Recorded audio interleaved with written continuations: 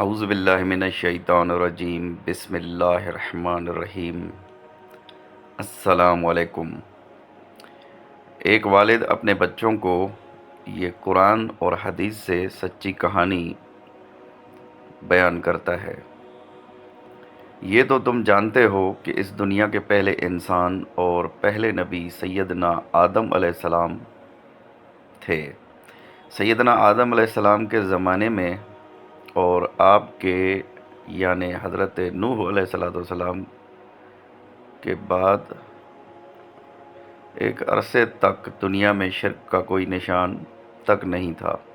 سیدنا آدم علیہ السلام کی اولاد میں 5 بزرگ بہت نیک تھے۔ ان کے نام ود، سواہ، یغوث، یعوق اور نصر تھے۔ جب یہ فوت ہوئے تو لوگوں پر غم طاری ہو گیا۔ وہ ان کی قبروں کے پاس بیٹھنے اور وہاں رونے پیٹنے لگے۔ اس وقت شیطان نے اپنا کام دکھایا۔ اس کا کام ہے انسانوں کو ورگلانا، سیدھے راستے سے ہٹا کر شرک اور گناہ کے راستے پر لگا دینا۔ شیطان انسانی شکل میں ان لوگوں کے پاس آیا اور کہنے لگا، تم ان بزرگوں کی یادگار قائم کر لو، وہ ہر وقت تمہارے سامنے رہے گی۔ ان لوگوں نے اس تجویز کو پسند کیا۔ شیطان نے ان بزرگوں کی تصاویر بنا کر ان کے سامنے رکھ دیں۔ وہ لوگ ان تصاویر کے پاس جمع ہونے لگے۔ اب ابلیس نے دوسری چال چلی، کہنے لگا، تمہیں دور سے آنا پڑتا ہے، میں تمہیں بہت سی تصاویر دے دیتا ہوں، تم ان کو اپنے گھروں میں یادگار کے طور پر رکھ لو۔ یہ بات انہیں اور زیادہ پسند آئی۔ اس نسل تک تو معاملہ یوں ہی رہا۔ اگلی پشت نے ان تصاویر کی پوجا شروع کر دی۔ پھر ان تصاویر کی جگہ ان بزرگوں کے بتوں نے لے لی۔ انہوں نے تصاویر کی شکل کے بت تراش لیے۔ یہ بات بھی انہیں شیطان نے بتائی تھی۔ اس طرح دنیا میں بتوں کی عبادت شروع ہوئی۔ ان لوگوں نے اللہ کو چھوڑ کر جب بتوں کی عبادت شروع کر دی تو اللہ تعالیٰ نے ان کی ہدایت کے لیے سیدنا نوح علیہ السلام کو نبی بنا کر بھیجا۔ سیدنا نوح علیہ السلام سیدنا ادریس علیہ السلام کی نسل سے ہیں۔ ادریس علیہ السلام آپ کے پردادا تھے۔ سورہ شعراء، سورہ عنکبوت، سورہ صافات اور سورہ مومن میں سیدنا نوح علیہ السلام کا ذکر آیا ہے۔ پھر ایک مکمل سورت یعنی سورہ نوح آپ کے نام سے نازل ہوئی۔ اللہ تعالیٰ نے اپنا پیغام دے کر آپ کو بھیجا۔ آپ نے قوم کو یہ پیغام بہت اچھے طریقے سے دیا۔ اللہ تعالیٰ نے اس کا ذکر سورہ اعراف میں یوں فرمایا ہے، ہم نے نوح کو ان کی قوم کی طرف بھیجا تو انہوں نے کہا، اے میری قوم، تم اللہ کی عبادت کرو، اس کے سوا تمہارا کوئی معبود نہیں، مجھے تمہارے بارے میں بڑے دن کے عذاب کا بہت ہی ڈر ہے۔ جواب میں ان کی قوم کے بڑے سردار کہنے لگے، ہم تو تمہیں صریح گمراہی میں مبتلا دیکھتے ہیں۔ نوح علیہ السلام نے کہا، اے قوم، مجھ میں کسی طرح کی گمراہی نہیں، میں تو پروردگار عالم کا رسول ہوں، اپنے پروردگار کے پیغامات تمہیں پہنچاتا ہوں اور تمہاری خیر خواہی کرتا ہوں۔ مجھے اللہ کی طرف سے ایسی باتیں معلوم ہیں جن سے تم بے خبر ہو۔ تمہیں اس بات پر تعجب ہے کہ تمہارے پاس نصیحت تمہارے پروردگار کی طرف سے ہے، ایک ایسے آدمی کے ذریعے سے آئی ہے جو تم ہی میں سے ہے، تاکہ وہ تمہیں برے انجام سے ڈرائے اور تم نافرمانی سے بچو اور تم پر رحم کیا جائے۔ مگر ان لوگوں نے سیدنا نوح علیہ السلام کو جھٹلا دیا، یعنی ان کی بات نہ مانی۔ آپ نے انہیں دن کو بھی تبلیغ کی اور رات کو بھی، تنہائی میں بھی کی اور اعلانیہ بھی، لیکن کوئی طریقہ کارگر ثابت نہ ہوا۔ اکثر لوگ بت پرستی میں مبتلا رہے اور آپ سے دشمنی کرتے رہے، یہاں تک کہ آپ کو اور آپ پر ایمان لانے والوں کو برا کہنے لگے، شہید کر دینے یا جلاوطن کر دینے کی دھمکیاں دینے لگے، ان کی بے عزتی کرتے اور زیادہ سے زیادہ تکالیف پہنچاتے۔ انہوں نے سیدنا نوح علیہ السلام کو یہاں تک کہہ دیا، ہمارے خیال میں تو واضح گمراہی میں مبتلا ہے۔ ان تمام زیادتیوں کے باوجود سیدنا نوح علیہ السلام انہیں نرمی سے سمجھاتے رہے۔ آپ ان سے کہتے، اے میری قوم، میں گمراہ نہیں ہوں، بلکہ میں تو سب جہانوں کے رب کی طرف سے رسول ہوں۔ میں تمہیں اپنے رب کے پیغامات پہنچاتا ہوں اور تمہاری خیر خواہی کرتا ہوں، اور میں اللہ کی طرف سے وہ باتیں جانتا ہوں جو تم نہیں جانتے۔ قوم کے سردار آپ کی باتوں کے جواب میں کہنے لگے، نوح علیہ السلام، ہم تیری بات کیسے مان لیں جبکہ تو تو ہماری طرح کا ایک آدمی ہے، پھر تیرے پیروکار بھی وہ لوگ ہیں جو ہم میں حقیر ترین ہیں اور عقل و شعور سے عاری ہیں، لہٰذا ہم تو تجھ میں کوئی ایسی بات نہیں پاتے جو تیری فضیلت بڑائی کا سبب ہو۔ ہمارے خیال میں تو ایک جھوٹا آدمی ہے۔ انہیں اس بات پر حیرت تھی کہ ایک انسان خود کو اللہ کا رسول بتاتا ہے، ہم جیسا انسان نبی کس طرح ہو سکتا ہے؟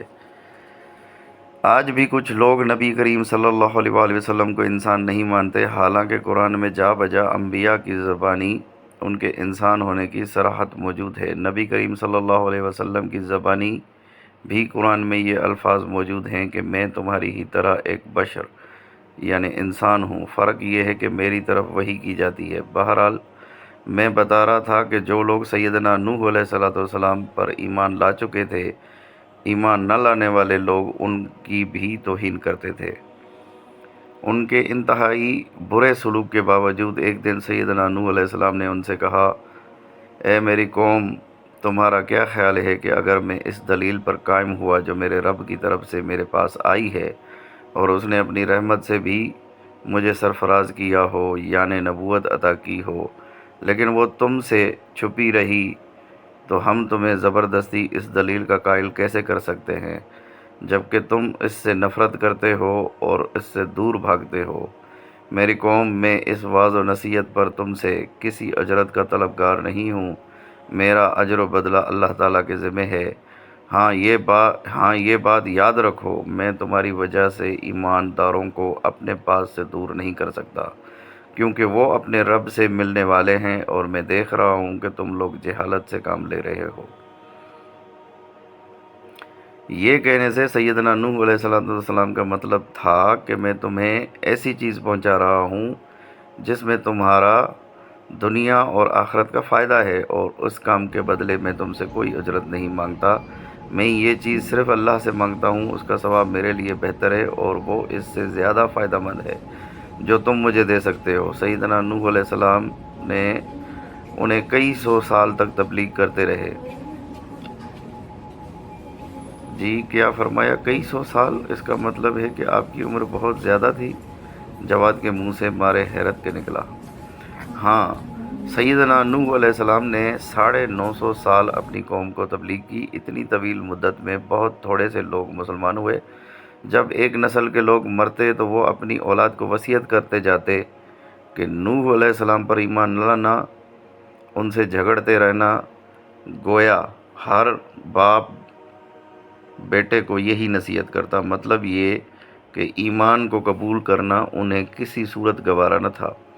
آخر اس بدبخت قوم نے آ کر سیدنا نوح علیہ السلام سے کہا، اے نوح، اگر تم سچے ہو تو جس چیز سے تم ہمیں ڈراتے ہو وہ ہم پر لے آؤ۔ اس پر سیدنا نوح علیہ السلام نے فرمایا، اس عذاب کو تو اللہ ہی جب چاہے گا نازل کرے گا، اور تم اسے کسی طرح بھی عاجز نہیں کر سکتے۔ آپ نے قوم کو دن رات تبلیغ کی، انتھک محنت کی، مگر 950 سال کی بے مثال کوششوں کے باوجود قوم نے ایمان کی دولت قبول نہ کی، الٹا ان سے عذاب کا مطالبہ کرنے لگے۔ آخر اللہ تعالیٰ نے سیدنا نوح علیہ السلام کی طرف وحی کی، تمہاری قوم میں سے جتنے لوگ ایمان لا چکے ان کے علاوہ اور کوئی ایمان نہیں لائے گا، اس لیے جو کام یہ کر رہے ہیں آپ اس کی وجہ سے غم نہ کریں۔ ان الفاظ کے ذریعے سے سیدنا نوح علیہ السلام کو تسلی دی گئی۔ پھر اللہ تعالیٰ نے فرمایا، تو ہماری آنکھوں کے سامنے ہماری وحی کے مطابق ایک کشتی بنا، اور مجھ سے ان لوگوں کے متعلق بات مت کرنا جنہوں نے ظلم کیا، بے شک انہیں غرق کر دیا جائے گا۔ اللہ تعالیٰ کے ایسے فرمانے کی وجہ یہ تھی کہ جب وہ لوگ کسی طرح نہ مانے تو پھر نوح علیہ السلام نے ان پر اللہ کا غضب نازل ہونے کی دعا کی تھی۔ اللہ نے آپ کی دعا قبول فرمائی۔ آپ نے ان الفاظ میں دعا کی تھی، اے میرے رب، میری قوم نے مجھے جھٹلایا ہے، لہٰذا تو میرے اور ان کے درمیان فیصلہ کر دے، اور مجھے اور جو میرے ساتھ ایمان لانے والے ہیں انہیں بچا لے۔ آپ نے یہ دعا بھی کی تھی، اے پروردگار کسی کافر کو روئے زمین پر زندہ نہ رہنے دے، اگر تو انہیں رہنے دے گا تو یہ تیرے بندوں کو گمراہ کریں گے اور ان سے جو اولاد بھی ہوگی وہ بھی فاجر و کافر ہی ہوگی۔ اس طرح ان پر کفر و شرک کے جرم کے ساتھ ان کے نبی کی بد دعا کا وبال بھی آ پڑا، اور اللہ تعالیٰ نے سیدنا نوح علیہ السلام کو ایک کشتی بنانے کا حکم دیا۔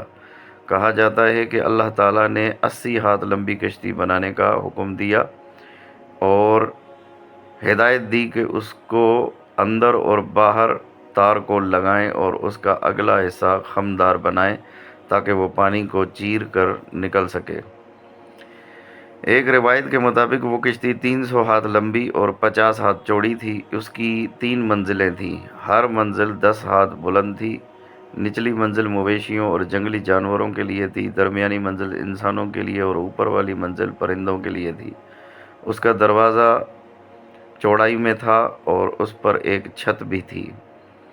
پھر اللہ تعالیٰ نے سیدنا نوح علیہ السلام کو ہدایت فرمائی، جب ہمارا حکم آ پہنچے اور زمین میں پانی جوش مارنے لگے تو تم تمام قسم کے جانوروں کو ایک ایک جوڑا یعنی نر اور مادہ کشتی میں بٹھا لینا، اور اپنے گھر والوں کو اور جو ایمان لائے ہیں انہیں بھی سوار کر لینا، اور جن کے بارے میں ہلاک کیے جانے کا حکم دیا جا چکا ہے ان کے بارے میں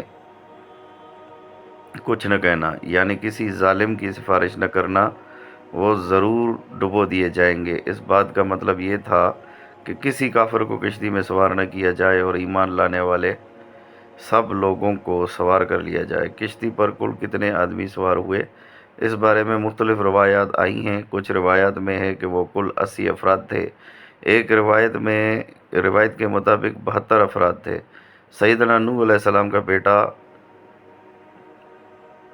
کعنعان بھی آپ پر ایمان نہیں لایا تھا۔ آپ آخر وقت تک اسے سمجھاتے رہے لیکن وہ نہ مانا۔ پھر جب اللہ کے عذاب کی پہلی نشانی شروع ہوئی یعنی زمین میں پانی جوش مارنے لگا، سیدنا نوح علیہ السلام نے اللہ کی ہدایت کے مطابق سب کو کشتی میں سوار کر لیا، لیکن آپ کا بیٹا رہ گیا۔ چنانچہ آپ نے اللہ سے درخواست کی۔ آپ کی درخواست کا اللہ تعالیٰ کی طرف سے جواب قرآن کریم میں اس طرح بیان ہوا، اور نوح نے اپنے رب کو پکارا اور کہا، اے پروردگار، بے شک میرا بیٹا میرے اہل میں سے ہے اور تیرا وعدہ سچا ہے، اور تو سب فیصلہ کرنے والوں سے بہتر فیصلہ کرنے والا ہے۔ اللہ تعالیٰ نے فرمایا، اے نوح، وہ تیرے اہل میں سے نہیں ہے، وہ بد کردار ہے، لہٰذا تو مجھ سے اس چیز کا سوال نہ کر جس کا تجھے علم نہیں۔ میں بلا شبہ تجھے نصیحت کرتا ہوں کہ تو نادانوں میں سے نہ بن۔ تب نوح علیہ السلام نے کہا، اے میرے رب، میں تیری پناہ میں آتا ہوں اس سے کہ میں تجھ سے اس چیز کا سوال کروں جس کا مجھے علم نہیں، اور اگر تو نے میری بخشش نہ کی اور مجھ پر رحم نہ کیا تو میں خسارہ پانے والوں میں سے ہو جاؤں گا۔ پھر جب سب ایمان والے کشتی پر سوار ہو گئے تو آسمان کو بھی بارش برسانے کا حکم ہوا، گویا آسمان سے بھی پانی برسا اور زمین نے بھی پانی اگلا۔ اس طرح پانی کی سطح بلند سے بلند تر ہو گئی۔ ایسے میں سیدنا نوح علیہ السلام نے بیٹے کو پکارا اور فرمایا، اے بیٹے، اب بھی وقت ہے، میری دعوت کو قبول کر لے، ایک اللہ کو معبود مان لے۔ اس وقت نے جواب دیا، میں پہاڑ کی چوٹی پر چڑھ جاؤں گا، وہ غرق ہونے سے بچا لے گا۔ اس پر سیدنا نوح علیہ السلام نے فرمایا، آج کوئی اللہ کے حکم سے بچانے والا نہیں، صرف وہی بچے گا جس پر اللہ کا رحم ہوگا۔ باپ بیٹے کی گفتگو جاری تھی کہ پانی کی موج آ گئی اور کعنعان غرق ہو گیا۔ اس طرح سیدنا نوح علیہ السلام کی دعوت کو نہ ماننے والے سب کے سب غرق ہو گئے، کوئی ایک بھی نہ بچ سکا۔ پھر سیدنا نوح علیہ السلام کی کشتی کو وہ کوہ جودی یعنی جودی پہاڑ پر جا کر ٹھہر گئی۔ کوہ جودی یہ پہاڑ کہاں ہے بھلا؟ فواد بولا، کوہ جودی ارارات کے پہاڑوں میں سے کوئی پہاڑ بتایا جاتا ہے۔ ارارات دراصل جزیرے کا نام ہے اور اس کا سلسلہ دریائے فرات اور دریائے دجلہ کے درمیان بغداد تک چلا گیا ہے۔ اچھا سنو، پھر پانی آہستہ آہستہ اترنا شروع ہوا، آسمان کو بارش برسانے سے تھم جانے کا حکم ہوا اور زمین کو حکم ہوا کہ پانی نگل لے۔ جب زمین خشک ہو گئی تو کشتی والوں نے پھر سے زمین پر قدم رکھے اور ان سے دنیا کی دوبارہ آبادی شروع ہوئی۔